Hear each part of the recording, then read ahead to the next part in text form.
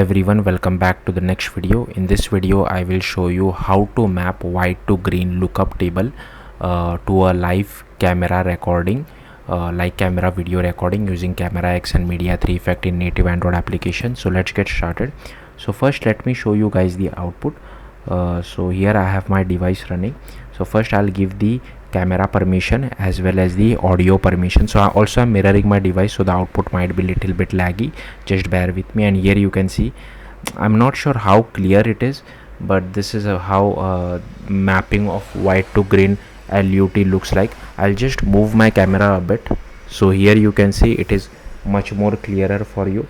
So hopefully you got the point. Now I can just click on the start button to start the recording, and again I can just move my camera here and there. So yeah, this is the stop recording. So I'll just click on stop recording. So it has recorded. So if you want, now you can just go to your files app or to your photos app to see the recorded file. So here you can see this is my recording which I have done. So hopefully you got the point. This is what the mapping of white to green lookup table looks like. Let's get started. Now I have created an Android project using XML layout, but feel free to use Jetpack Compose as well if you want to. Then the first thing which you have to do is you go to build.gradle.kts. Here you will have to add camera core, camera 2, camera lifecycle, camera video, camera view, Android X Media 3 effect as well as Media 3 effect. Then here we need to go to libs.versions.toml. Then here we need to add this camera core and camera 2 as well as camera lifecycle, and here I have added this Media 3 effect as well as Media 3 effect version.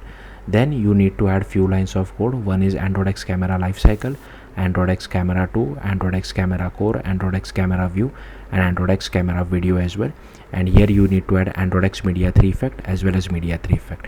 Now do note, at the time of me recording this video, this Media 3 effect is still in alpha. So make sure whenever you're watching this video, if there is stable version available for this, make sure you use the stable version. Then you will see a sync now button. Just click on it and it will download all the Android dependencies for you. Then you need to go to android manifest.xml. First you have to add this uses feature of Android camera. Then here we need to add this camera permission. Next add the record audio permission, and next add the write external storage permission. Then you need to go to activity_main, and here you will have to add this preview view so that it occupies the entire width and height of the screen, and another button which has the width and height of wrap content. Give it some ID as well and constrain it to the bottom of the screen. So yeah, that's it. Next you will have to go to main activity, and here firstly these are all the imports which I have. I'll simply scroll all through all these imports. Feel free to pause the video wherever you feel like and just copy all this code. Then here we have annotated this main activity as @unstable API. Then here you can see I have defined a video capture of recorder. Here is our recording as well. Then here is our camera executor service. Now here I have added unstable API because if I just comment this out, here you can see I am getting this error. So this requires the unstable API. Now some of you might be wondering, okay, this might be coming from the alpha version of the library. Actually no, it is coming from the stable Media 3 effect version 1.7.1. but this is one of the quirks of Android development. Even though the library is stable, the APIs are a bit unstable, so that's why I need to add this. Then here we just create this video capture. Here is our recording, here is our camera executor service, here is our preview view, and then here is our button as well. Then here we just use register for activity result, so to get the multiple permissions. So by default this value is true. Then we just loop over all this value, and if it is false, then we just make this as false, and if not permission granted, then we just display a toast message, else we start our camera. Then inside on create we initialize our viewfinder, we initialize our button as well.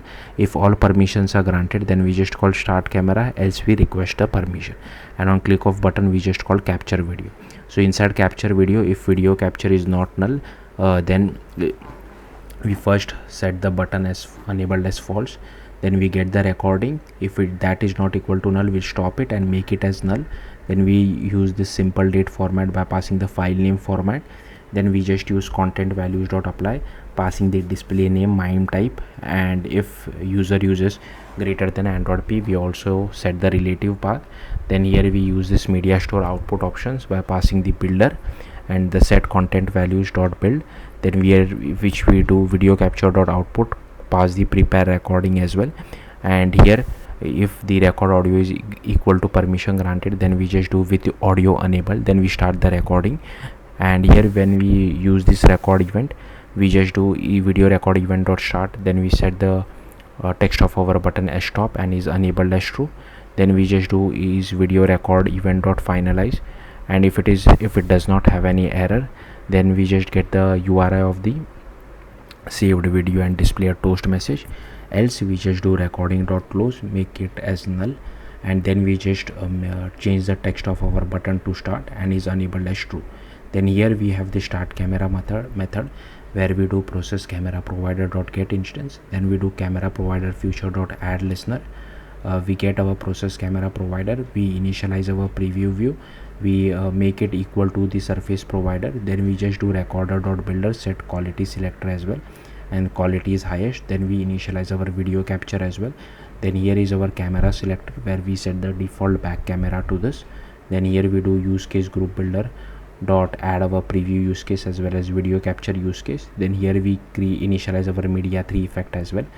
Then here we define length equal to 3. Then here we just do map white to green LUT, and here as you can see I've created array within an array within an array. Then here scale I have defined it. Again, now I'm not really an expert in this, I have copy pasted all this code from the documentation, so I'm not going to go into the detail. So here we are just adding 3 loops for it. Then here we just set the values for it as green. Then here we just do media 3 effect dot set effect and pass single color LUT dot create from cube, map white to green LUT.